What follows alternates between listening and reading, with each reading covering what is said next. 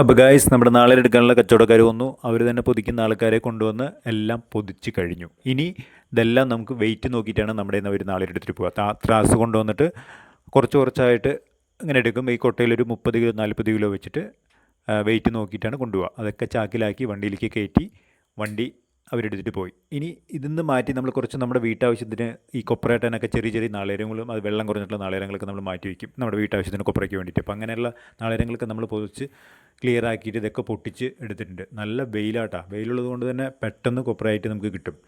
ഒരു 2-3 ദിവസമൊക്കെ ഉണ്ടെങ്കിൽ ചിരട്ടയിൽ നിന്ന് നമുക്ക് ഇതെടുക്കാനായിട്ട് പറ്റും. അപ്പോൾ ഇതെല്ലാം ചിരട്ടയിൽ നിന്ന് എടുക്കാനുള്ള പരിപാടി തുടങ്ങി. അപ്പോൾ ഇതെല്ലാം മാറ്റിയെടുത്തു. ഇനി ഒരു 3-4 ദിവസം കൂടി കഴിഞ്ഞ് കഴിഞ്ഞാൽ ഇതൊക്കെ പീസാക്കി ഇടാൻ പറ്റും. ഓക്കെ, അങ്ങനെ പീസാക്കി അതും സെറ്റായി. അപ്പോൾ നമ്മളിഞ്ഞ് നേരെ മില്ലിലേക്ക് കൊപ്രയാട്ടാൻ വേണ്ടി പോവുകയാണ്. കൊപ്രയാട്ടി നമുക്ക് കിട്ടി. അപ്പോൾ ഇനി ഇതെല്ലാം വേറൊരു വലിയൊരു പാത്രത്തിലേക്ക് നമ്മൾ ഒഴിച്ച് വയ്ക്കുകയാണ് തെളിയാൻ വേണ്ടിയിട്ട്. അങ്ങനെ ആകുമ്പോൾ ഒരാഴ്ച ഒരു 10 ദിവസം കൊണ്ട് നല്ല തെളിഞ്ഞ വെളിച്ചെണ്ണയായിട്ട് നമുക്ക് കിട്ടും. എന്തൊരു നല്ല മണം അറിയോ.